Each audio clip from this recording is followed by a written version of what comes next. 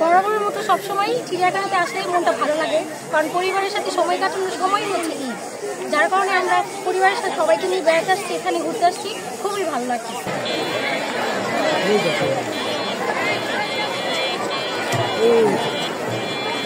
আসসালামু আলাইকুম। আজকের ভাই আলোকিত বাংলাদেশের পক্ষ থেকে আপনাকে ঈদ মোবারক। আচ্ছা, আমরা প্রায় দেখি ঈদ আসলে চিড়িয়াখানাতে প্রচুর লোক সমাগম হয়। ঈদ কেমন কেটেছে, ঈদের ছুটি পেয়েছেন কিনা, এবং এ পর্যন্ত আজকে ঈদের তৃতীয় দিন আপনার উপর কাজের চাপ কেমন যাচ্ছে?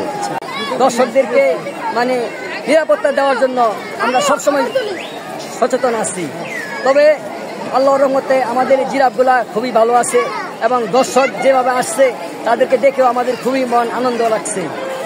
এবং গত ঈদের দিন লোকের সংখ্যা প্রায় 70,000 মতো ছিল, দ্বিতীয় দিনে প্রায় 1,70,000 থেকে 80,000 হয়েছে।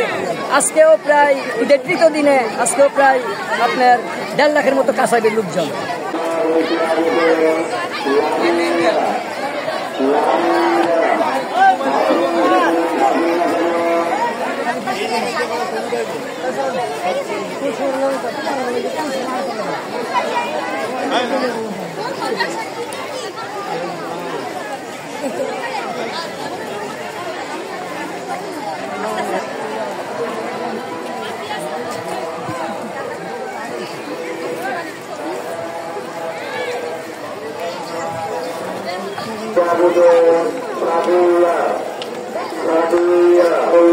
চিড়িয়াখানার মেইন গেটের সামনে এসে হাজির হও।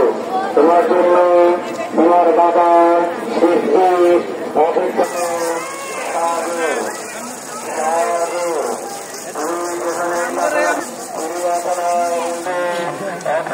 করছে।